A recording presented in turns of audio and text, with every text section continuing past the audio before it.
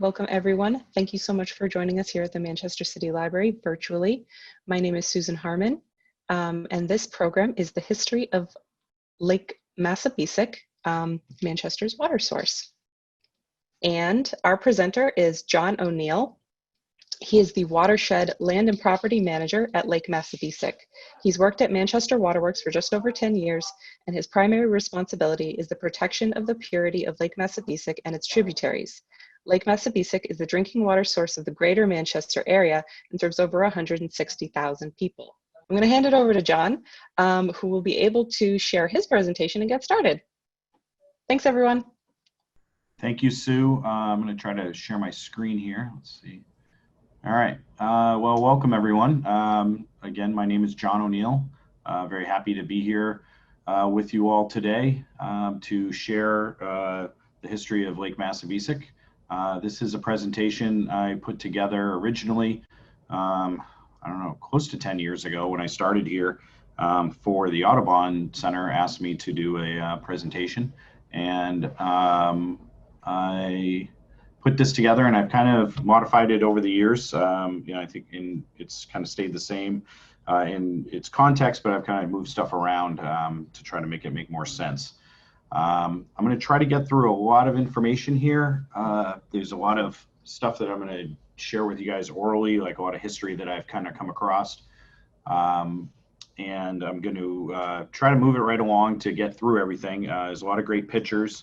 I'll admit a couple things, a few disclaimers maybe before I begin. Stories can vary. Some of this is folklore, stuff that I found in books, articles, word of mouth from elders around the Auburn area. So if you've heard a different story, that's okay. I might not have it exactly right, but usually it's fun anyway. I try to get all this in order, but basically there was a variety of different things happening around Lake Massabesic at the same time. So I may jump around a little bit. I try not to, but I'll do my best to follow kind of a steady order here. Okay. The quality of this isn't great, but hopefully you can read it enough, but I'll read it out loud. This is how I started off. So if you've been through this before, bear with me. This is a poem that was written by Arthur Emerson that I came across. He was from Manchester, and this was written on July 2nd, 1913. So just over 107 years ago, from back on July 2nd. And I think it's just interesting because this is just past the turn of the century, 13 years past. And it kind of tells a bit of the story of, what Massabesic was all about back then. And it really kind of, it's timely. So I'll read it. It's titled Massabesic. In joyful mood we used to go in days of old lang syne, and on its crystal waters throw a ready hook and line. The simple but elusive ways of fishes we have conned, and read from nature's book of days at Massabesic Pond. The strong attractions of the place, and they were not a few, a philosophic mind might trace from many points of view. It was a popular resort, of which we all were fond, and thousands went when days were hot to Massabesic Pond. About the pond we often heard not very long ago, a pond is just as good a word as any that we know. But when the trolley cars began their stated trips to make, upon that word was placed a ban. The pond is now a lake. And so our ancient customs change, and long shall be the story of life with all its movements strange, from glory unto glory. A trip by rapid transit line a traveler can take, and find the journey swift and fine to Massabesic Lake. But time here too has deftly brought a strong directing hand, and most important changes wrought in cottages and land. But there remains unchanged in shore a city's thirst to slake, the sparkling water fresh and pure from Massabesic Lake. So I always find this is very interesting to me because it talks about it going from a pond to a lake about the time that the trolleys came. So I'm going to get into it later. The trolleys started up in about 1890s, the ban on swimming was 1899 from what I'm told. So the trolley showed up and shortly thereafter, and that's when the real volume of people was really starting to come out here on the trolleys. Before that, they're coming out by train, carriages, but then there was cottages and hotels and all kinds of stuff out there. And at the same time, we were looking. The city made it their drinking water supply. So there's we're basically going to handle from. I'm going to start and give a little early day history, back in the days of pre-settlement up to settlement, and then I'll get into really kind of jumps ahead to the mid 1800s when the trains came in and it started to really expand. So you're going to see some slides here that are old postcards that were made at the Prescott store, which is right in the Four Corners of Auburn. The owner actually took the pictures himself and painted them, and some of the quality when you blow them up to a slide isn't that great, but you can actually buy these online and find them. You can buy old postcards and they're actually written on the back, and you find a lot of good stories there. I found some there. So in the early days, the Native Americans here was the Algonquin Nation. It was the Abenaki group, and the smaller tribes here were the Pennacook and the Amoskegs. And they're the ones with credited with the name Massabesic, which means great water. The first European settlers came to Auburn in the early 1700s, and a road was laid out from Haverhill, Mass. To Concord, New Hampshire, and that's the Londonderry Turnpike. Originally, Manchester was known as Dairyfield, and Auburn was part of Chester, which they used to call Chestnut Country. And that was comprised of Auburn, Candia, Raymond, Hooksett, and East Manchester. And the area of Auburn itself was really known as Long Meadows, and there's a church up there called Long Meadows still. In 1810, Dairyfield became Manchester. So it went from like a farming community to then beginning its industrial change with the mills. The mills are an important story for Massabesic, because that's when they ended up really it became the recreational center for all the workers of the mills and all the mill owners and the people that ran the mills and the workers, but and they started to, and also the social clubs that started to pop up around the lake. There's a big island on Lake Massabesic. We call it Browns Island. Originally it was called Deer Island. It was originally owned by Judge Samuel T. Bell, and he sold it to Joseph Brown in 1820, and that's where we got the name for Browns Island. It's a 70-acre island on the East Pond, so it's near Deer Neck Bridge, kind of off of Sheep's Nose. Judge Bell claimed ownership of actually Lake Massabesic. He said he owned all the shoreline to the high water mark. So the waterworks, to avoid litigation or any problems, they bought the rights that Bell said he had for $2,000 for the entire shoreline back in 1820. This is a shot of this would be Chester Road going out 121 out towards Chester. That's Mine Hill in the background. There used to be a fire tower on top of that hill that was owned and operated by the waterworks. The people on the rock are probably the family members of Prescott from the store. So that would be kind of out by Bunker Hill Road and the Claire's Landing boat launch. So as they originally settled the area around Massabesic, they built a lot of water. They had no power, so they had water run mills, which they used to make lumber, make tools and nails, grist mills to grind and make flour and grain. The Griffins were a big owner in Auburn. They had a mill right at, if you go out to Massabesic, you go across Sucker Brook, which is basically around Auburn Four Corners. There's a little dam right there that you see, a really pretty little dam structure. There's actually a wheel, there's a stone wheel as a display there, and that's actually from the Griffin Mill. Interesting thing here is they had, the mill used to dump all its sawdust right into the lake. And so Waterworks actually bought the mill. We bought a lot of these mills that I'll talk about because we wanted to control the waterways. So all the waterways that flowed into Massabesic, there was generally mills on all of them with mill ponds. And we, over time, as we were buying up land to protect around the lake, we bought up these old mills to control the water rights. And the Griffins were, they sold us the mill, but then they retained the rights to, or we basically leased it back to them. But then we ran into so many problems with them dumping sawdust into Sucker Brook, and we ended up actually excavating out Sucker Brook, like, 100 truckloads of sawdust out of the brook that we ended up terminating their lease. Just notice on the side of the barn the July 4th little advertisement. I think it might be for a circus or something there, so it's kind of neat. Another shot of the same spillway. You can see it's wooden back then. This is another postcard. This is the Oswego Dam. This is actually going up Tower Hill Road. It's off in the woods there. You really can't see it. I have a bunch of pictures. I'll show them to you. Every single one of them shows the dam leaking. For some reason, I guess everybody decided it was about to go, so they kept taking pictures of it. This was owned by the Underhills, and they actually are a tool company. If you go out to the Auburn Historical Society, they have a whole bunch of tools by the Underhill family, and they actually use this mill to make tools and everything. A lot of these mills also, I was told, interchanged between sawmill and grist mill, so they'd actually, depending on the time of the year or their needs, they'd actually take the head rig saw out and put in stones to grind.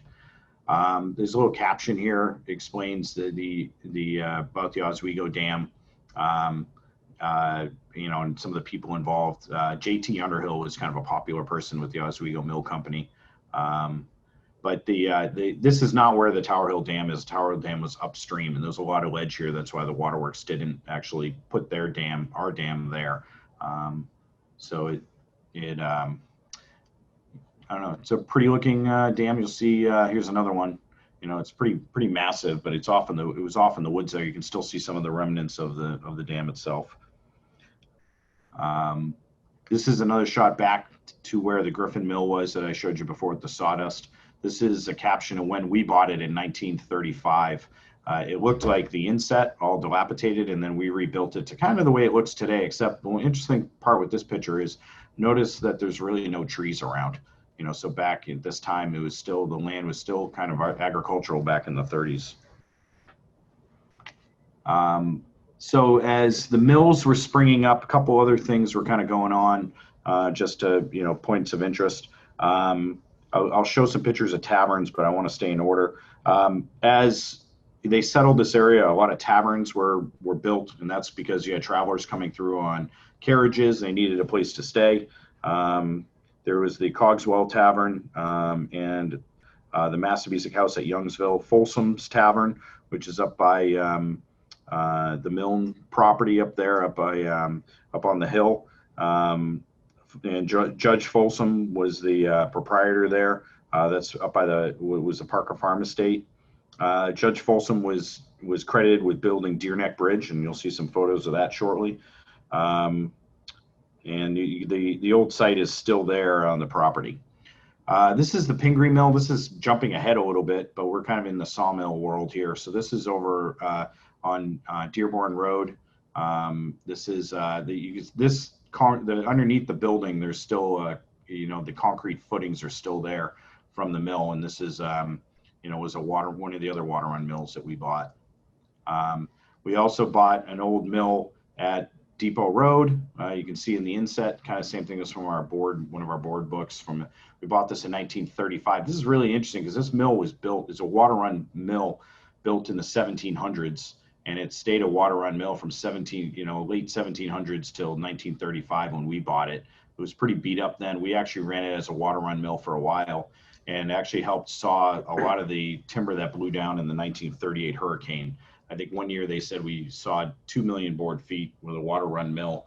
And so there's a field across the street. That's what we used to fill with lumber. I think we might have a picture of that too.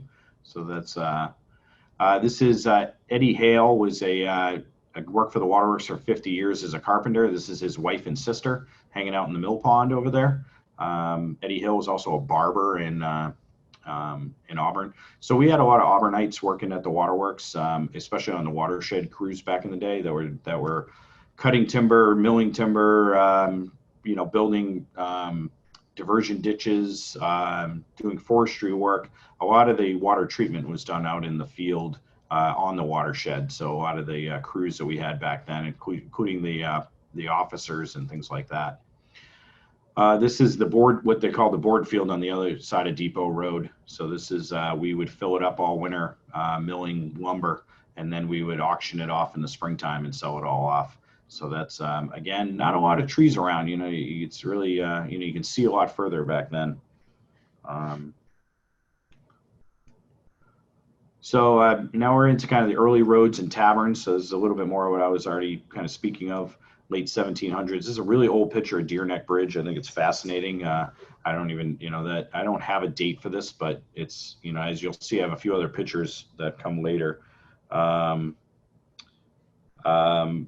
know, the other thing was that the, you know, this was all carriage roads, you know, so they all were using, you know, horse and buggy, and in the wintertime they use sleighs to get around.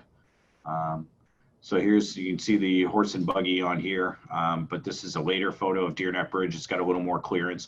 I think they built it with this kind of clearance, which is a lot more than we have today because of some of the small steamboats that you'll see later that actually used to go under it. Some of the small ones, not the grand ones that were out there.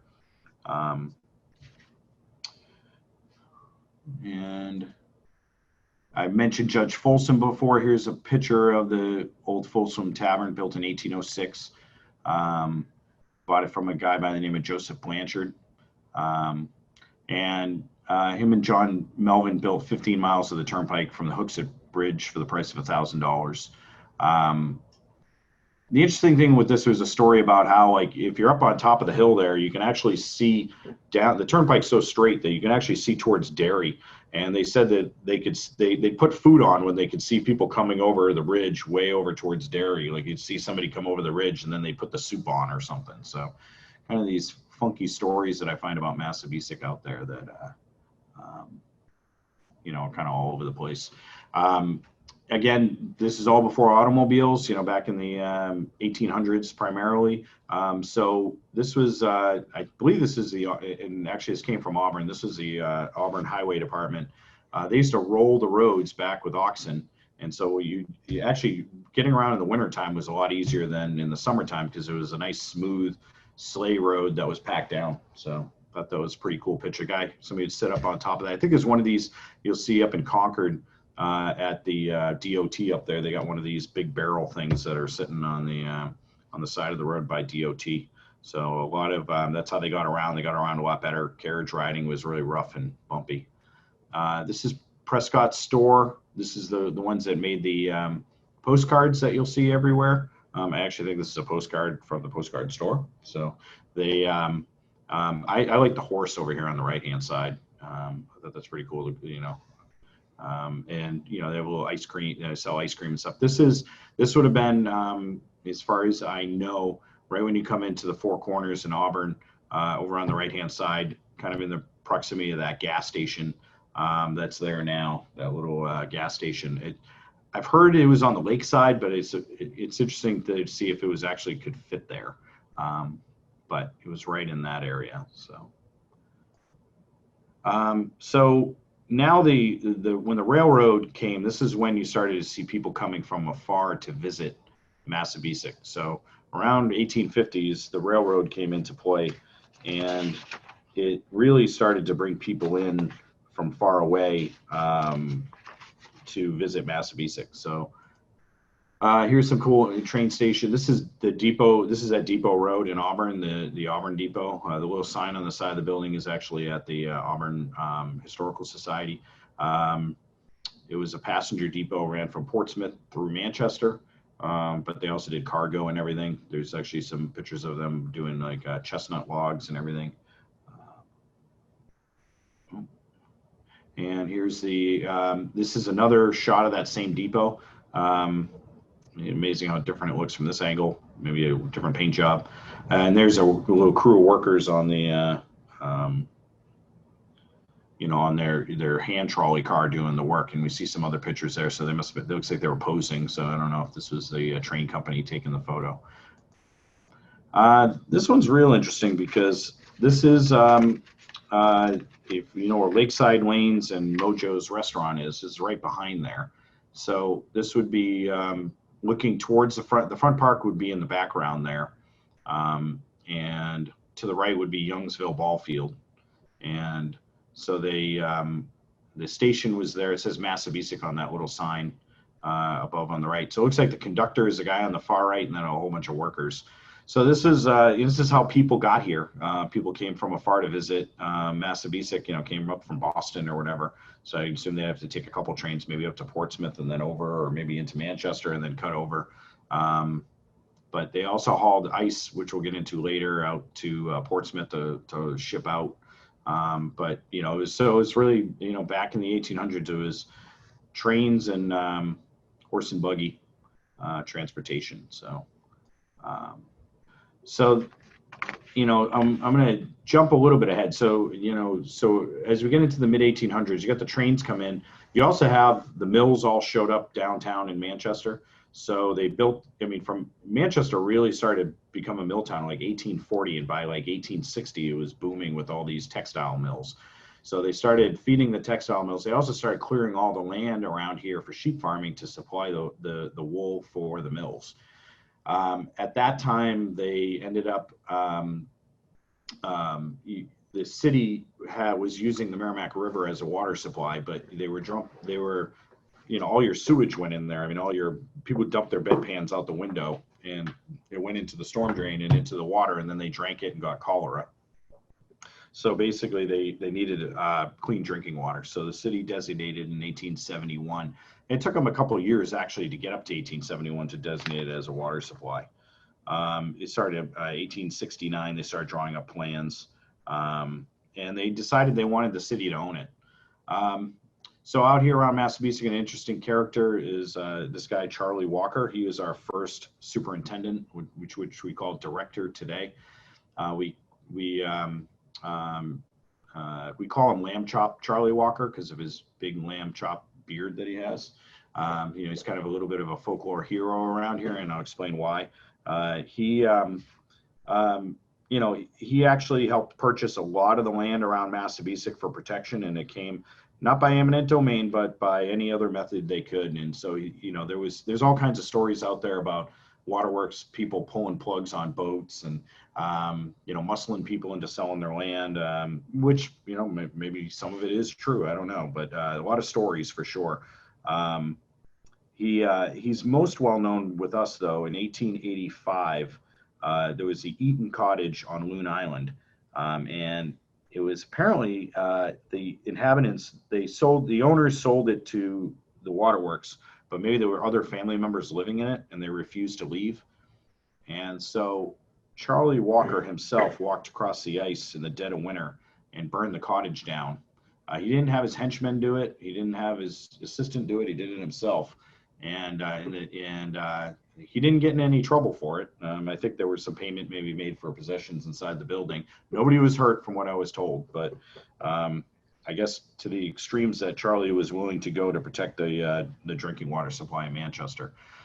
Or he was just a thug, but I'm going to go with you as a good man trying to protect the water supply. This is the front park. So it was always a park at the front park. This is really kind of neat because from my knowledge, that's Londonderry Turnpike that guy's sitting in the middle of the photo on the edge of. So it was really a little carriage road. But the front park has always been an open air park for people to gather and enjoy Lake Massabesic. So that's really interesting. It's a place people tend to all go. So this is an old picture of our main dam. So there actually used to be a road across it. This is now down in Manchester on Lake Shore and Island Pond Road, where it's a big hairpin turn, but you used to be able to drive a car across the top of this thing. And more contemporary story on that one is back in 1980, we actually rebuilt the wooden bridge across the top of it. And within a short period of time on Halloween, the kids burned the bridge down. It was all made of creosote, which I guess in 1980 they were still using creosote. So it burned really well. It was a good fire, but Waterworks didn't want to rebuild it again. So they it was never able to cross it from that point on. Okay, so now we're gonna start. It's gonna start ramping up. So 60s. I would say probably really it's after the Civil War was over. 1870s. That it really started to pick up started to pick up a lot of speed out here at the lake. And what was happening was, as the waterworks in 1871 deemed this our water supply and started buying land to protect the supply, there was also a big demand for people to use it for recreation. So the Amoskeag mill workers came, and then with them they had boat clubs, hotels, and nightclubs that kind of sprung up. And so here's a cool picture. I believe that one on the left is called the Trident. So this is what the shores of Massabesic looked like back in the late 1800s. And they were kind of clustered. You know, I have some old maps of where the cottages were located, and they're all kind of clustered in these strips where there'd be like a whole bunch of cottages, and then there wouldn't be anything for a while, and then there'd be a whole bunch of cottages. So people tended to kind of cluster up. But the interesting thing is most of these were not owned by individuals. They were owned by groups. So they were boat clubs. So I'll kind of give you some of the names of some of these boat clubs because they're kind of neat. And they kind of mimic the social clubs in Manchester. So, you know, you can see, I mean, you look at, you know, and you'll see a lot of these boats, a lot of rowboats and canoes and stuff on the lake back then, you know, and this is before motorboats, of course. So you'll see all these kind of rustic looking cottages that showed up on these postcards. That one's pretty cool right there, that the kids sitting out on the dock. So some of the names of some of these are the Trident, the Jonah, the 13, the Massabesic Boathouse, the Massabesic Cafe, the Forest Boat Club, the Shamrock Cottage, Irishman, I guess, Vespers Boathouse, the Puritan Boathouse, the Crescent Boathouse, the Olympian Boathouse, the Lively Boathouse, the Joliet Club, which I believe there's a Joliet Club in Manchester, maybe still, but I think it left a few years ago. The Yankee Wigwam, the Excelsior Boat Club, the Enterprise Boat Club. That's not Star Trek fans, I don't think. And then the Beach House and Cafe. And every year they'd have a July 4th regatta where they do like boat races, I guess, like, you know, I guess paddling and rowing races. This is a little shot of the ping pong boathouse. Looks like they like to play ping pong there. And here is kind of an interesting one. This is the Intimate Friends Club. This is the last boat club on the lake.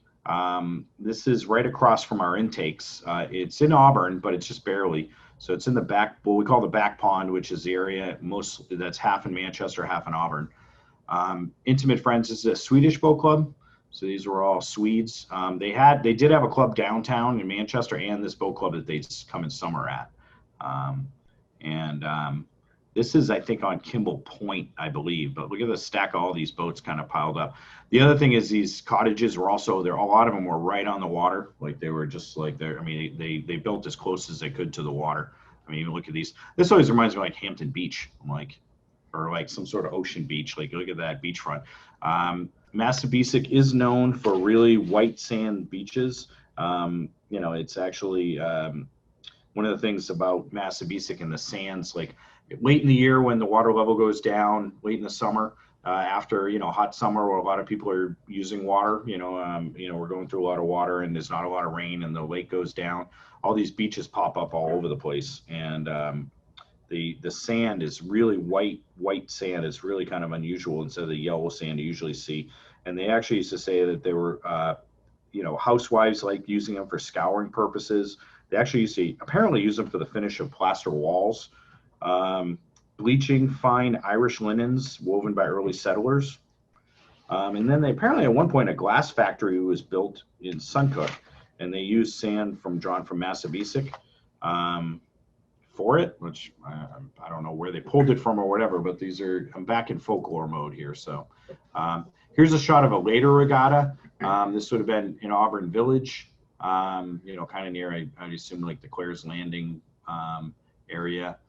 And but these are motorboats, so I'm assuming like 1920s would be my guess. These are little like hydroplane speedboats. It's kind of a neat little photo. And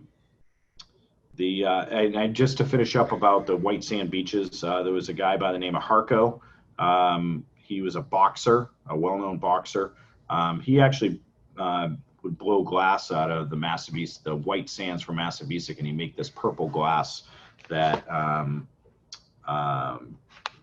this purple glass that he'd make little figurines and stuff out of. And they're all around Manchester. People collect these, and he made all kinds of different stuff for people, like little gifts. But he blue glass. The glass is really blue. It's like a really crazy blue color. And my dad actually got one of his pieces because he was a member of the Elks Club, and my dad was a member of the Elks, so he got one from Harco. So now we're getting into, so those are all the boathouses, boat clubs. Now we're getting into the hotels.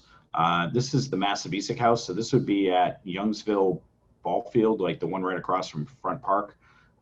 So this is the old Massabesic house, owned by Edward Offutt, O-F-F-U-T. It had stables, a park, and a zoo. And then the hotels also had steamers associated with it, because that's how, again, this is pre-automobile. So in order to get around the lake or have something to do, people want to get out on the lake, they would have these little steamboats or big steamboats, and they would go from, like, a lot of times people would take the train or the trolley to the Front Park, get on a steamer from one of the hotels and take the steamer to get to the hotel. And so their steamer, and each one had their own, and their steamer was called the Gem of the Lake. And this was one of the few houses or hotels that did not serve alcohol. So they said he struggled at times because people like their Chardonnays. So they, a lot of the other hotels did really well. And I think that's why he had stuff like a park and a zoo and stables. In the background here, you'll see the pier that was for the large steamer, the Winnie L. This would have been over at the Lamprey Hotel, which would be off of Chester Road 121 going towards Chester. So this is coming out of so we're looking back towards Auburn Village, coming from kind of the Chester direction. The Lamprey Hotel was owned by George Lamprey, who was a previous captain of the Mount Washington up on Winnipesaukee. And he was the captain of the Winnie L. And we'll see, but that's a pretty huge pier to get out to for the boat, but you'll see we'll get a picture of the Winnie L later. This is Battery Point, probably the most popular for people that know the lake. People love to see this picture. There's others out there. This is probably one of the more crisp ones. It's pretty small. It's like, that's like a little lookout thing. I think there were more like cottages, like an inn out there. But the Battery Point, it was owned by a couple of O'Connor sisters. It was the O'Connor family cottages, said to have the best chowder in the East. Also known for doing, some possible inappropriate, illegal activities out there. Some of the readings I came across, I think it was actually in the Manchester by the Merrimack, he actually talked about it a little bit and said that because it's so far from the road, and it was even then, they could see the constable coming with his carriage and his light. So whatever they had going on was done by the time he got out there. So, they were kind of strategically positioned.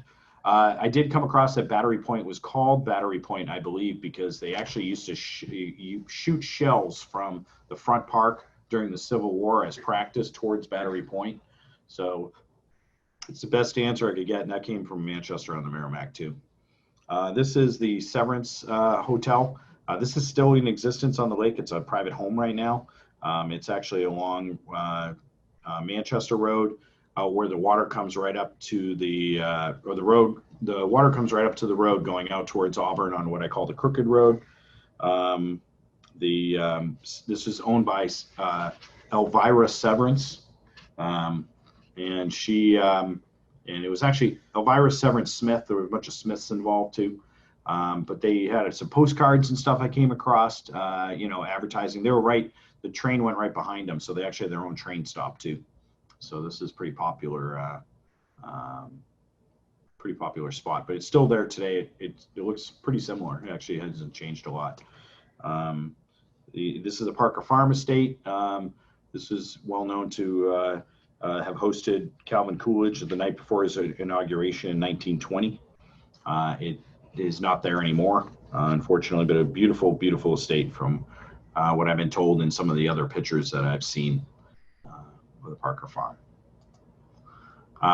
This is kind of an interesting postcard, I think, for me, because it calls an area of Massabesic Great Bay. which, you know, if you're familiar with the area, Great Bay is out towards like Dover and Durham, out on the Lamprey River and the ocean. But there was the area, Massabesic has a lot of different names for a lot of different areas, and so Great Bay is kind of interesting that they had a little area along the lake there.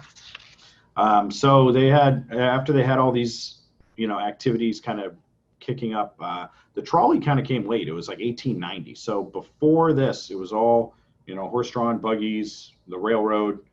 They did start with the steamers and stuff, but then the trolley didn't show up until 1895. So let's see if I get right into, there we go, right into the, all right. So the Arcadia ballrooms in the background. Here's one of the trolley cars. It'd be a winter trolley car because it's got a bunch of windows on it. The summer were open windows. 1895 was the first electric trolley. There was a depot downtown, and then it came out Lake Ave, Massabesic Street, Candia Road, and there used to be a big trolley service station at Anderson Equipment. That building is actually the original trolley building, so that's why that big yard is there, because they turn around all the trolleys the summer and the winter, and they'd service them. But then there was the square was kind of right at Mojo's, so there used to be a road there called Pavilion Street, and Mojo's restaurant right by Lakeside Lanes is where the trolleys ended and turned around. 1900, they said trolley cars ran all night to the lake on 3-minute intervals. So, you know, it was hopping, you know. And again, I remember I said 1899 they banned swimming, the state did not, and so, you know, so that kind of changed things. So this is where it was a very active place. And actually, so out at Anderson Equipment, it was called the Lake Car Barn. Was built in 1902.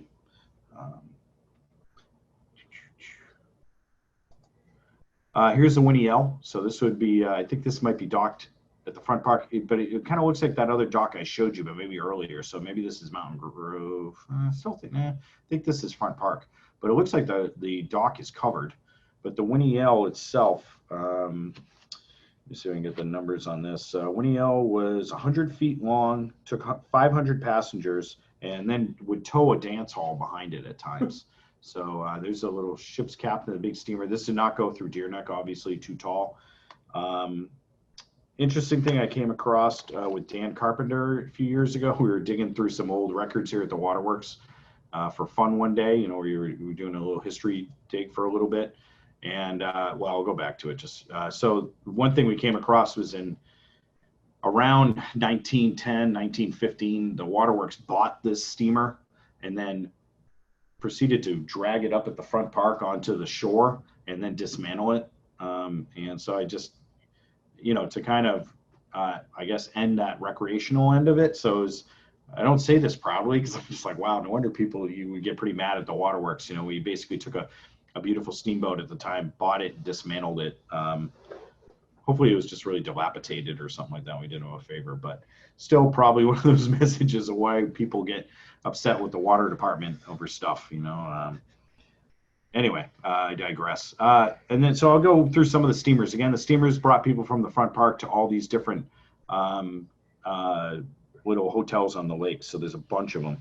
And this is in a pretty short period. Let's just say from like so the first steamboat was in 1870, and it was called the City of Manchester. And it ran between the Massabesic shore and the Pine Bluff House. So that was the first one in 1870. And I assume they ended about 1910, 1915. Here's a picture of the Lone Star. You can see it's still a double decker, not as big as the other one. Kind of a neat name. This is the steamer Tom, a real small one, probably could go under Deer Neck. I got a couple of photos of steamer Tom. There's a little license plate on Tom here. You can see it actually, you know, right there. And then the guy looks like the milkman, or I guess whatever, you know, when there used to be milkmen or something. But that was a steamer operator, his wife and his daughter. And that's from 1906. And that might be the Dixons. I want to say that was the name. Look how small the little steam motor is inside there. So that's a pretty cool little steamboat. All right, before I get out of steamboats, I'll give you some of the names because they're really cool. I already showed you the Lone Star, the Osceola, the Leo, the Gray Eagle, the Water Lily, the Mabel Raven, and the Shamrock. There was also the Joe Cobb, which ran from the front park to Fletcher's Island, which Fletcher's Island's over here by our water treatment plant. So we went actually through Deer Neck. Those used to be called Papoose Island. And I used to actually be able to drive here in Manchester out to Fletcher's by going almost down Lakeshore Road. And then there was, if you know where Proctor Road is, Proctor Road actually used to continue all the way to the lake. And there was a little, I think it was a little bridge or something there that brought you out there. There was a Mineola, the Dark Secret, the Daisy, the Alice Oaks, the Fanny Bell. And that's all of them I got. So there was quite a few of them out there. It was, you know, and the steamboats also were good for Massabesic because it's very shallow. So it allowed you, you know, you could go around the lake without hitting all the rocks that are out there. So this is the pavilion area. So this is again around Mojo's. This is where the trolleys turned around. You can see a trolley off to the right-hand side, probably a summer trolley. A little constable station on the left-hand side over here where the police are. Actually, looks like there's a lookout tower at the top maybe too. And then there's another little summer trolley in the middle. So this is where the pavilion was, where people kind of met and, you know, had their, you know, they came out on the trolleys. This is where people met, but then they also had a lot of activities there. So it was a dance hall. So it was a dance pavilion. So they, Noah Reed was a popular guy in this area, proprietor who built like hotels, and he also built Noah's Ark, which was the dance hall behind the Winnie L. He had a dance hall kind of in the area of the circle, supposed to be very elaborately painted, had a trained bear, you know, so there's a lot of entertainment going on out here. Apparently it was destroyed by what they called a cyclone in 1894, which I didn't realize we had cyclones here, but that's what the article said that I read. There was an area called the Palm Garden, which was just past the present traffic circle. It boasted a 75-foot long bar and 10 bartenders. There was the Cafe Royale, and then, of course, this pavilion. They had boxing matches all the time at these places, so it was kind of a popular pastime to come out and watch boxing matches. There was a place called the Garden Beer, and it served beer for 5 cents a glass and whiskey for 10 cents a shot. There was, in this area, like with these hotels and everything, they were well known for cockfights, gambling, and lots of drinking. They actually had a jailhouse, if you know where the who used to be the Fairhaven Church, which is just past St. Peter's, by the boat launch. There used to be a jail there, like kind of a seasonal jail, I would assume. And Manchester and Auburn police would both work it.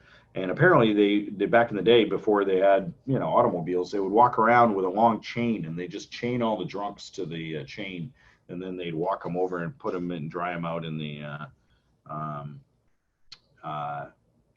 jailhouse. So this is the same thing as later on. They called it the Summer Theater. So I think it kind of became a theater after that. But it was known, and to get more into the pavilion, it was known for plays, musicals, political events. Large arena with a stage at the end, featured boxing matches, had a large bar there. They had a merry-go-round, penny arcades, and then I think it kind of became later on this summer theater. Actually both of these, apparently the Arcadia and the Pavilion, which I haven't gotten the Arcadia too much, became a roller skating rink in the 1940s. So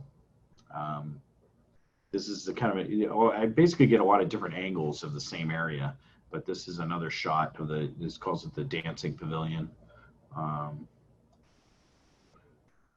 This is another shot. So this would be kind of looking from Youngsville Ballfield back towards Candia Road. So Candia Road would be perpendicular to where we are. The Arcadia is that kind of two-story place in the back. So Mojo's parking lot is basically right in front of us. So so like the building on the left, the pavilion, maybe the footprint was Mojo's because it's kind of right there. You know what I mean? It's right in that same spot, unless they just got rid of it and rebuilt it. But then the Arcadia Ballroom's straight across there. And they called that area the square. So then this is kind of looking at the Arcadia a little closer up. The Arcadia Ballroom was considered to be the finest in the Northeast, even surpassing those in Boston, apparently, at the time. Attendees could dance to live orchestra music, and Benny Goodman was said to play there during its heyday. So it's a big deal. Here's a little ticket that I found in the Manchester, or I don't know if it's a ticket. I guess it maybe was an advertisement in the newspaper, because it says in Manchester Daily Mirror and American. So from 1914.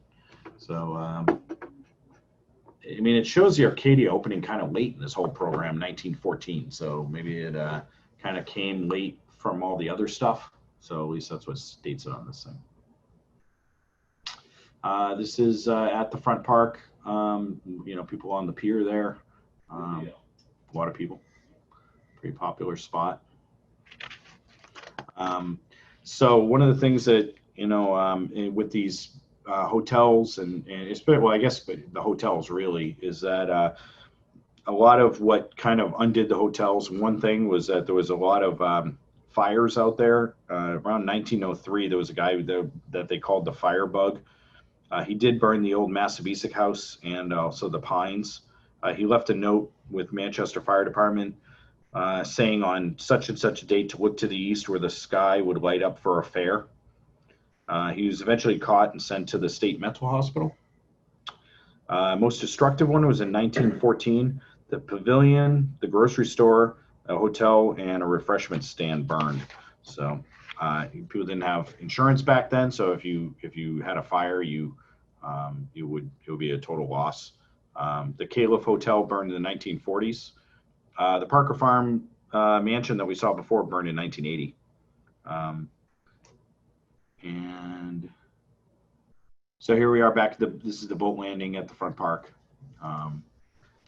So we'll get a little bit into ice harvesting here, just because there's some interesting photos of it, and you'll see there's still some remnants out there of some of the ice harvests. So remember I mentioned Elvira Severance Smith, Elvira Severance. This, it says on this train station Severance, the Severance train station, kind of a lonely conductor guy there. On the right are the ice houses. So the ice houses were between what's now the Rockingham Recreational Trail, the rail bed, and 121. So when you go out there and all of a sudden you see the lake on your right, in the woods there, the old foundations, the ice houses still exist. And they were said to be stuffed with sawdust. And apparently also, as you filled them with ice, the building would, they'd be able to raise the building up. There was something I read about that. I don't know. But they actually had ice houses that burned and stuff too, because of all the sawdust they had in them in the summertime. So this is one of the other train stations. This is looking back towards Manchester. On the side of that little building shed on the right, it says Manchester Coal and Ice. I guess the more important, so you can see the ice house is like, I don't know, it's kind of like slumped down. Like I swear, or there was something about it where it actually went up as they filled it up or something. But there was a conveyor belt over 121 that actually conveyed the ice up over, and you'll see it in a minute. But so basically, we'd be like standing on the shores of the lake, looking back towards Manchester, towards the ice house foundations, which were, the rail bed would be behind this. The lake is behind us, and they're actually conveying the ice up over the road towards the ice house. So this is, now it's looking at it. It kind of keeps bouncing around. Well, actually from the same direction. I'm getting a little turned around here. This is still pushing it into the ice house from the lake. So, but you see all the ice that fell off the conveyor. They took out the ice pieces in really large chunks, so they actually needed like a contraption to actually get the ice out, because they were in such large pieces. So this is something that they built, and that's on Massabesic. They actually did use horses back then to drag the ice across the ice. Yeah, I guess that's right. But the horses wore burlap sacks like diapers to do it, so they didn't pollute the water supply. Interesting. This is a summer shot of that conveyor. So when you go along 121, you look off, you'll see those foundations in the water. Those were they weren't the ice houses, but they were the foundations for the conveyor system that actually brought the ice over the road. So this is, they brought the ice in here, put it up on a conveyor. You saw where it fell off before and all that stuff. It went over the road into the ice houses. What are the claim to fame? Let's see, ice harvests. So one of the other ice companies was a Tudor Ice Company, Tudor, one of the largest of the times, Manchester Coal and Ice. They stored the ice in the ice houses with 2-foot thick walls full of sawdust. Good insulator, but fire hazard. Would last until October or November. It was kind of 40-inch wide pieces weighing 400 pounds and then broken into strips. Horses would pull the ice out across the lake with studded hooves to the conveyor carried over the road. There were icemen, like milkmen, that would deliver to your house if you hung a little sign that was like a card you put in your window. At its peak, 60 men would cut around 3,000 pieces per day. And then this is my phone. The reports were that they shipped the ice from Lake Massabesic all the way to India. I don't know how true that is, but that's what's reported. 1952, Charles Webster, who directs the removal of 10,000 tons of ice on Lake Massabesic, said, "Ice harvesting has become a lost art," and says there's plenty of customers despite modern refrigeration. And he had a crew of 30 and he needed a crew of 85. So, there's a kind of a labor shortage there. Okay, what happened? What happened to all this? So, this is what I believe happened to where the fall of this whole recreational area out at Massabesic happened. So, Prohibition, well, I guess the ban on swimming in 1899 really started the headbutting between the Manchester Waterworks and the recreational people out there. So that's when you couldn't swim in the water, and the people didn't like that, of course. And then, and that's due to the bacteria on our bodies. So it's the state legislature that actually banned the swimming by state law. But then you had Prohibition came up in 1918. So people were used to drinking and partying out there. Now I know with Prohibition, people still did it anyway, but I think maybe because it was so openly done at Massabesic, you couldn't really hide it. So I think it kind of killed it. The fires, as I mentioned, they lost a lot of places to fires. The automobile, people could travel further. The Great Depression in the 1930s. And essentially what happened was the waterworks was there. And as people started to kind of give up or give in, Waterworks bought properties from everybody. So we have 8,000 acres and over 400 deeds that we bought from people, varying prices. Sometimes you look at the prices, and there's nothing was ever really cheap, though. I don't think. It was always some pretty decent prices. It's kind of an interesting one. I'll give our little forestry plug here. This is if you're at the front park and you're looking, the trail that everybody likes to take off the front park, the fire road, that's it right here on the right. And these are the pines that are massive, beautiful, majestic pines that are there that we've thinned many times. And you walk along the road there and you'll see, the other interesting thing is you go along that road there and you'll see there's a foundation out in the water. It looks like those ice houses. It was actually a boathouse. Parky Vaughn was our one of our officers back in the 40s and 50s. There was a cottage there that he lived in the summer, and he had a speedboat in the boathouse. And so people, he would jump in the boat and go out to, police the area and stuff. And so, but these, the area was planted in 1916. So it was really a lot of around Massabesic was agricultural land, a lot of farmland for sheep farming. And we planted it to forest to filter the water. So, what else I got here for you guys? Other cool, interesting. This is Schoolhouse Rock out on the lake, kind of a big, massive rock out there. It's more underwater these days than ever. This is another shot of this is Sucker Brook coming down. It's a nice little shot. There's a few. I just thought these are kind of interesting postcards to finish up the presentation. Is another one from Massabesic. Like I said, I wish you had a little better quality, but when you take a small postcard and you blow it up to here, it gets a little fuzzy. So I try to make it so at least it's very viewable. Remember I mentioned before about the fires, talking about some of the fires, and one of the the 1914 fire. I don't know. That one said the pavilion, but this is an aerial shot to kind of show. This is before the traffic circle, so this just shows how Candia Road cut through here. There was no traffic circle. The pavilion area is the area before. This would be that Mojo's area and everything. And then there's, but this was a shot that they took after there was some fires. I think actually there's a little brick building right here at the corner where the circle is now. I think that actually used to be a firehouse on Waterworks property, and we actually used to maintain a fire engine there for the town of Auburn to help out with stuff. So,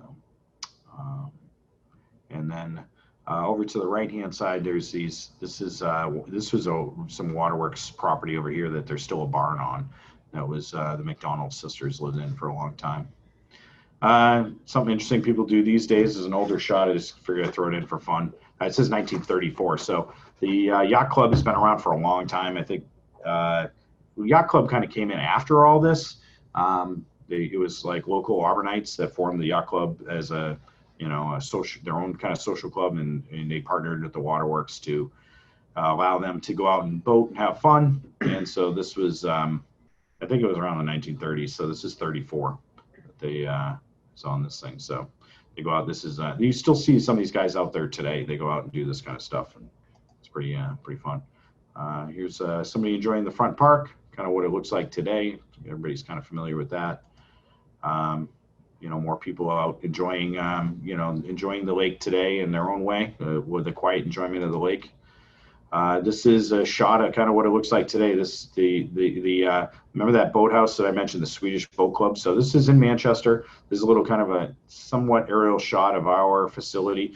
This is the original high service pumping station built in 1895 here, where we just pumped the water back then and had screens on the intake, and really no filtering happening then. And the little cottage over here across the lake, I think hopefully you can see my pointer. That's the Swedish Boat Club, or the Intimate Friends Club, which is still a club, except I don't think there's any Swedes there, but they refused to sell all these years, and they're still a club. So, and I think I have a little acknowledgement here. So there's so many nice shots of Massabesic. Just acknowledgements. A lot of different people help me out in different ways. I probably should add to this or update this, but there's a lot of people helped out and shared stories and shared pictures and all kinds of stuff. So I just want to make sure. Woody McDonald was a longtime employee here, born on the site here. Died at 95. I mentioned the McDonald sisters. A bunch of the McDonalds worked for the Waterworks. Like a bunch of their family members, their father did. He actually lived on campus here and ran the pumping station.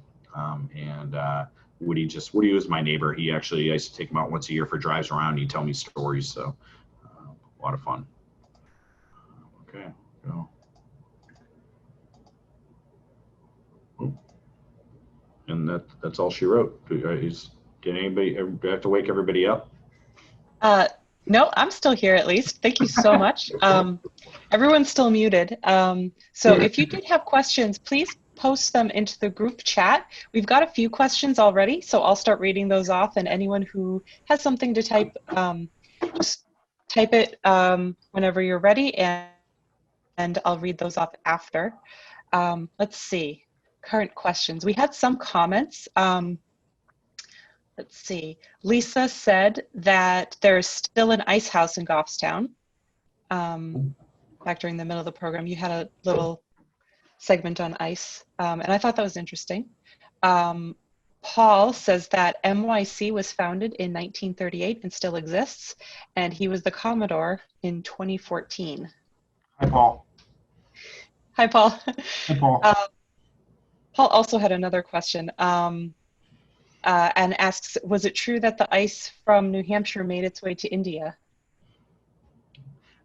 I don't know my source for that, but I've heard that, and I have to dig through my stuff to see where I got that. But I feel like there were multiple places that came from, so I'm still sticking with it. Okay. I had a question.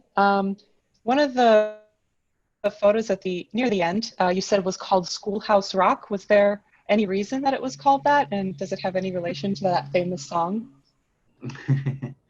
The forester before me, Ethan Howard, told me, now Schoolhouse Rock, now they show that as Schoolhouse Rock, and there's an interesting one with that I have to look into, because Schoolhouse Rock is one that's out in the lake, and often it's submerged and it's just below the surface. So he always told me it was Schoolhouse Rock because you'd hit it with your boat because you couldn't see it. It was just below the surface. So I know the elevation of the lake has changed over the years. I don't know if it's changed that much on that rock itself. So that's one I got to kind of look into. But um, the dam that I showed in the beginning, that big dam that the main dam where there's a road across it, that was built in, I think it was the 30s actually, and the lake before that was several feet lower. So like nowadays when you see the lake full and you go around and if you boat around, there's really no beaches on the lake, like besides a few. And then late in the summer, there's beaches everywhere. The prior to 1930, the lake was lower than it is now. Like we actually were able to, we rebuilt the dam and actually built it a little higher to have more volume of water in it.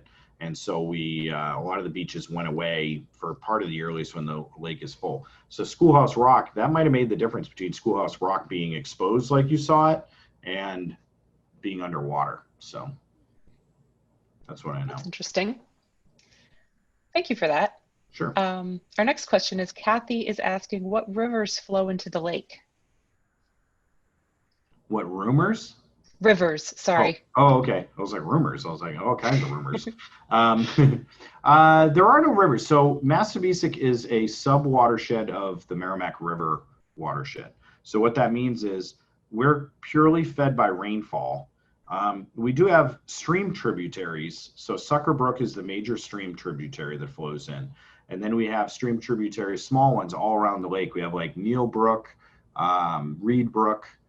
Reed Brook was named after Noah Reed, and then you have all these little stream tributaries that flow into the lake. And we actually test those on a weekly and monthly basis to make sure there's nothing coming into the lake. But there's no, we do flow into the Merrimack. So in a way, we give water to Nashua and Lowell and things like that. So, but our source is pure rainwater. So back in the day when they had problems with people flushing or with contaminants coming in through wastewater like treatment, there's no wastewater treatment into the lake, where in the Merrimack you do downstream. So great, good to know. Must be very, very clean. Another person wants to know, do you know what year the dam and canal were built?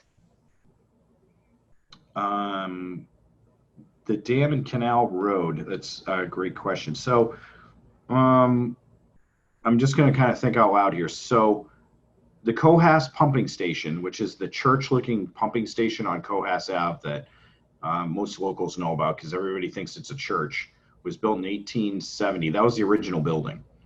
And the canal was built shortly thereafter to source that. So I'm going to assume the canal was built in the mid 1870s.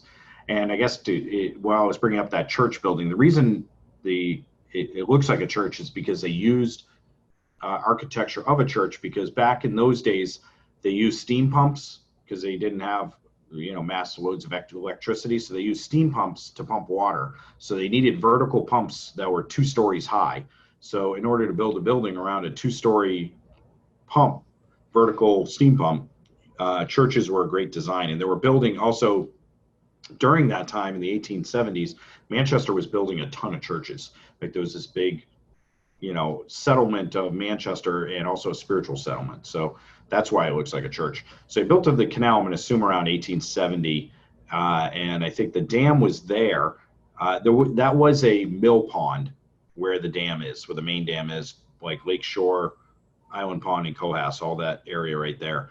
And there actually was a mill there. So there was always, it is a natural lake, but does have a dam. And I think the dam, again, we rebuilt it in the 30s. And I think that's where the elevation of the lake changed to where it's much higher than it ever was. So I'm going to say the dam was always there. It was rebuilt in 1930. The canal was probably built in 1870. Great, thanks for that. Thank you for that question. Dan would like to ask, he has a comment, thank you for sharing, and he asks, will you be doing another presentation on another area of interest? Do you have any future plans for more historical projects?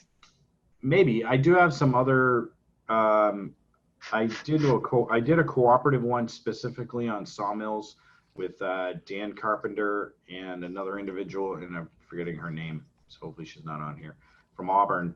I did do one of just sawmills in Auburn and Candia, and I have some other presentations on conservation. I don't know if I have any other historical ones, but hopefully, hopefully I'll be doing some in the future. You know, I do enjoy history a lot, so don't have any prepared yet. Awesome. Well, hopefully we can get you back here at the library when you do. Our next question is, Janine is asking, where are the photos archived that you used for your presentation? On my computer, on my PC. And they, I do work actually. So I kid, but well, I'm serious. It is there, but I do work with we have a city archivist, and in City Hall, he works for the clerk's office, and so I've been working with him on trying to archive stuff as well. So I have archived some old photographs, and you know, for safekeeping, and I have worked some with the Manchester Historical Society, but most of them are just in-house that I have. But I did get, you know, so you know, there is no real clearinghouse for them right now or anywhere they're specifically stored. Okay, thanks, Mary, for that question. Our next question, someone is asking how much of oh, I'm sorry, I missed a question. What is the average depth of the lake? Mary would like to know. Oh, sure. Average depth that we have is 17 feet is the average. Max is known to be 60. And there's another folklore that there's like a 250-foot hole in the lake somewhere where there's like a really deep spot, but I haven't found it myself yet. That's where our local water monster lives. Yeah, exactly. Whatever the Nelly would be for Massabesic. All right, our next question. How much of Massabesic shoreline does the Manchester Waterworks own versus private landowners? Great, another great question. So Massabesic is split into two areas. We call it the front pond and the back pond. The front pond is the Auburn area. The back pond is the Manchester Auburn area. And so we own in the front pond, which is all in Auburn, which is the area that most people go because that's what's open to recreation 100%, is owned 100% by the Manchester Waterworks. Back in 2008, it was kind of cool because we were able to, I was part of buying the last cottage out there on the lake, and there was one cottage that we didn't own, and I bought it, and it kind of was the last puzzle piece. It was like the last 100 feet we didn't own, and so we bought that in 2008. That was kind of neat. And the back pond has about, I think it's 20 private homes owned by one family, the Peabody family. So there's 20 private homes there, and then there's the Parker Farm owns, the Milnes own another portion of undeveloped shoreline on the back pond. So we always go with about 90% is what we own versus 10% is private. But the private is really owned by two individuals or two families with comprising about 20 homes.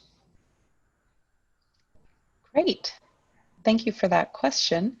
Let's see, lots of people saying that this was a great presentation and they learned so much. I definitely did too. So thank you again for doing this for us. Oh, you're welcome. Let's see. Someone is asking, did Browns Island ever have a farm on it? Browns Island, no. Not to my knowledge. I don't think there was ever anything on Browns Island. However, the other thing I heard about Browns Island is that they would bring, from my knowledge, from what I remember reading, was that they brought like cattle out there in the winter time and then left them out there to graze all summer. And you know, I guess they would go out and maybe tend to them, you know what I mean? And, you know, there's plenty of water around for them to drink and everything. So when that would be, I don't know. I mean, I guess it'll go back a ways, but that it was, you know, like a grazing land for cattle. The farmers use it. And other than that, I haven't come across any structures out there. Okay, thank you for that question. I accidentally skipped one, so I'm going back again. Could you talk about briefly some of the conservation efforts going on? And also, someone is also saying that they've heard that the water quality in Manchester is one of the best in the nation. Is that true?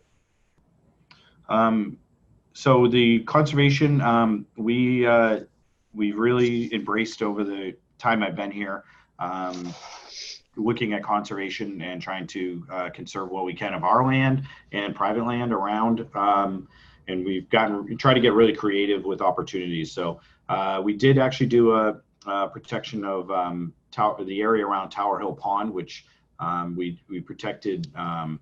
It was just over 1,500 acres up there, permanently protected.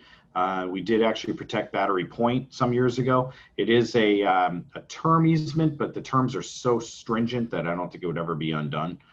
So Battery Point is protected. We worked with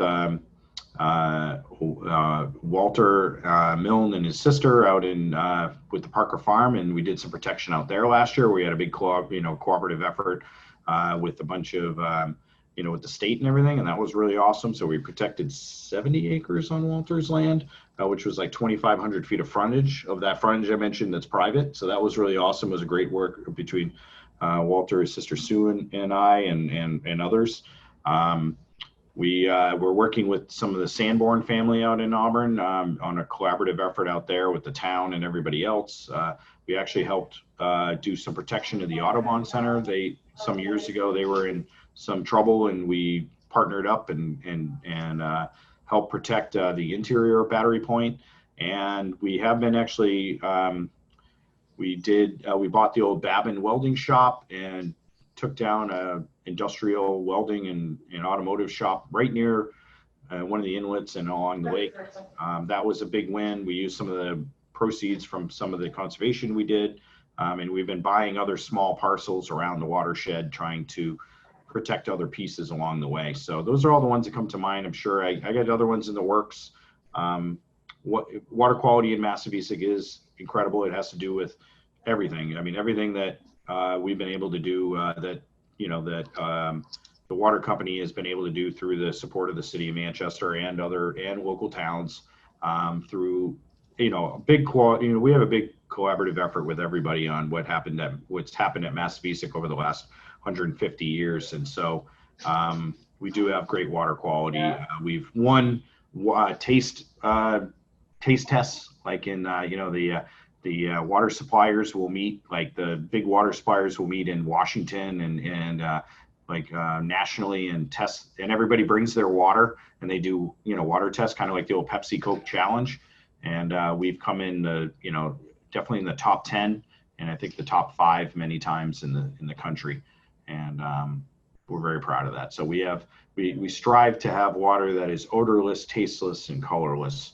And it's not only safe, but we also strive for to have the best I'll say tasting water, but you don't want it to taste. So we're very proud of it. But it comes with a lot of efforts on a lot of fronts and a lot of support, and we get a lot of great support from our customers and locals and everybody. So Great. Awesome question. Let's see. The next one is Pam wanted to share that they Googled New England ice going to India, and they found something titled The Ice Trade Between America and India. So if you Google that, you could probably find more reading on it. Awesome. Thank you. Yeah.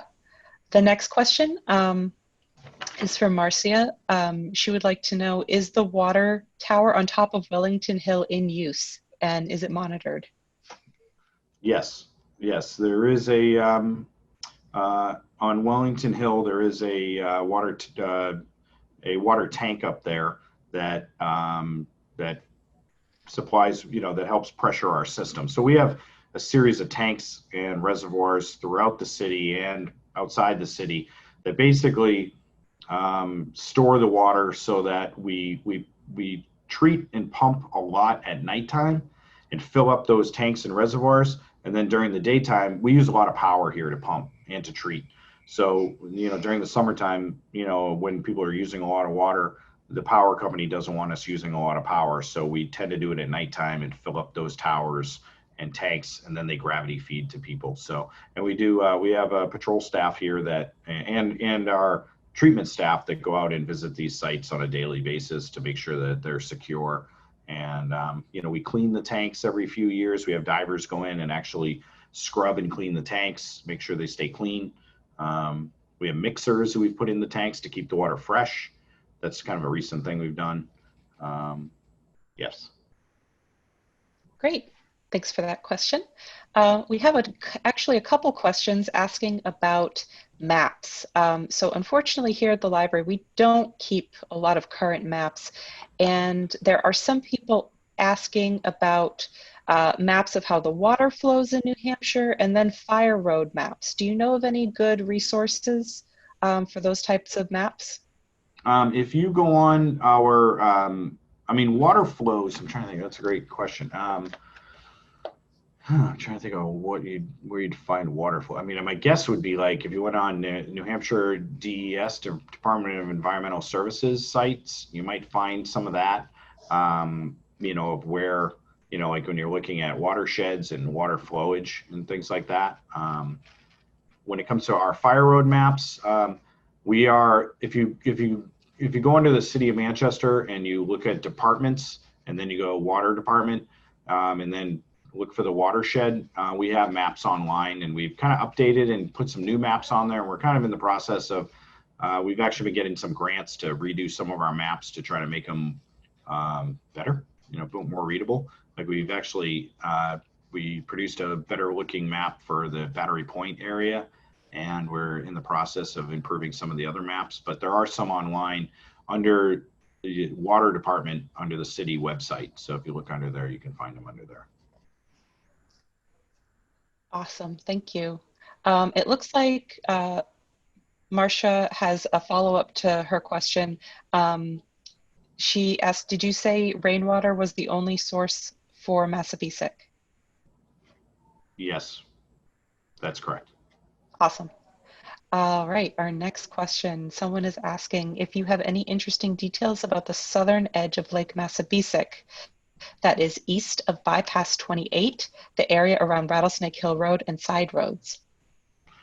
Yeah, I mean, there's some interesting information in that area. Let's see.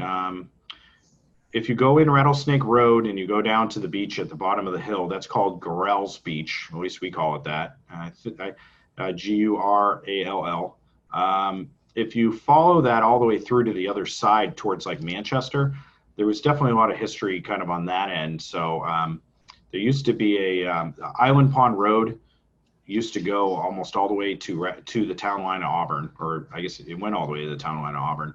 And so that's at that southern end of the lake. It's kind of near an area called the Fang. And there's actually Caesar's Beach down there in the Manchester section.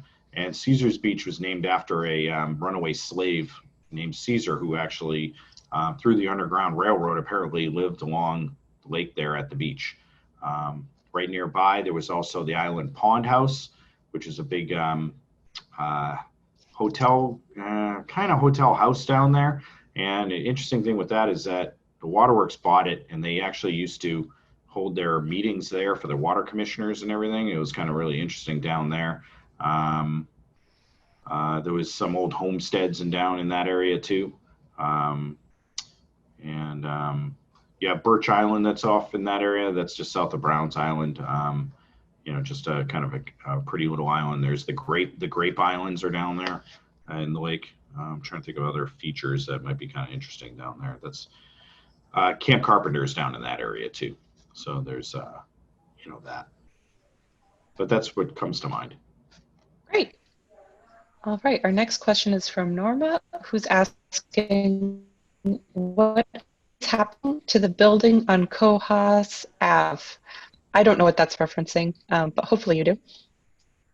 If you don't, Norma can follow up with a little bit more details and I can ask. I mean, she's maybe is talking about the Cohas pumping station, which was the church building that I was talking about before. trying to think if there's anything that's changed over there in sense of buildings. I mean, we did do some, we've been working on some improvements. The building is, and I'll be brief, and if she wants to ask more, I can talk more about it. But that's the original building built in 1870. It hasn't, you know, it's kind of, it needed some improvements for a while. So we were doing some work inside, fixing the inside of the building with replacing pumps, but also doing some structural work inside the building. So we've been doing a lot of interior structural work in that building to try to make sure it stays standing. And it needed a bunch of work. So we've been working on that. We also are going to be putting a new roof on it and stuff like that. And we have some of the outbuildings around it need some work, and we've been doing a little bit of work on those, but they're all getting fixed up and improved. So hopefully over the next 10 years, we'll see kind of that get a nice facelift, if that's what she's talking about. Great. I'll let you know if she has any follow-up. Sure. We have a comment from Ed who says it would be great to have a conservation presentation with information about the fire roads. So you did mention that you were working on one, so I would definitely be interested in Sure. setting something up whenever you have something ready. Okay. Yeah, so hopefully something like that in the future. Yes. Let's see. Deb is followed up with Ed's, also chiming in that she would be interested. We're getting to the end here. Mary is asking, is the little tower with the big yardstick a Tower Hill Pond or the motor for the dam? At Tower Hill Pond or the Right. the motor? No, I know what she means. So up on Tower Hill Pond, there's a building there right on the dam, and it actually the building houses controls in there, manual controls that we open up. They're called slide gates on the foundation of the building. So basically it allows us to lower the dam.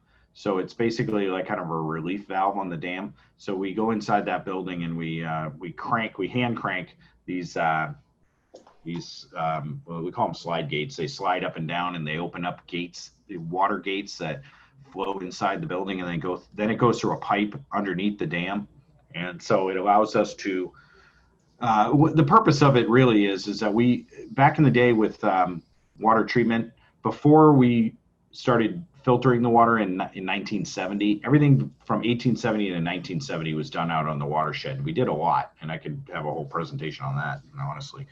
But one of them was to try to keep the water out in the system longer. So they'd actually sometimes like trying to slow the water down so that it sits in the wilderness and gets filtered naturally. So Tower Hill Pond is one of those. Originally the pond was like half the size, and we've increased the size, and so we kind of keep it more storage time up there so that it has more residence time. So anything in it might settle out and make it cleaner and clearer as it did prior to us filtering it. And so nowadays what we do is we keep the pond full, and then come October we lower the pond to replenish all that summer heavy consumption that we get in Lake Massabesic from people using and drinking the water. And we do that because in October the water is very cold, so we take it's actually kind of nutrient rich water up there because of all the oak forest up there, so it actually has some color and stuff to it. So we don't want to dump it when it's warm and put it into the lake because you actually have algal blooms from it. So we actually wait till October, and then we lower the pond down like 10 feet. And that's why if you go up there in the fall, it looks a little bit like a moonscape. I mean, there's still plenty of water in there, but we lower it down 10 feet, and we replenish the lake by like a foot. So that's what that does. Well, great. Thank you again so much for doing this presentation. That was the last of the questions. Before everyone logs out, I know a lot of people, some people have left already. Before everyone logs out, I did put a link to a survey in the group chat. Please, please, please, please, please click on that link, take the survey. It definitely helps us to have some feedback because I can't see or talk to any of you. So this is how you can tell me whether this presentation was interesting, what kinds of presentations you would like to see in the future, what times for presentations are best for you. You can give us your email to join our newsletter mailing list. And it's very helpful to get that kind of feedback. Like us on Facebook, Instagram, and Twitter. And thanks again, everyone, for coming. And that's all. Thank you, Sue. And have an awesome afternoon. You too.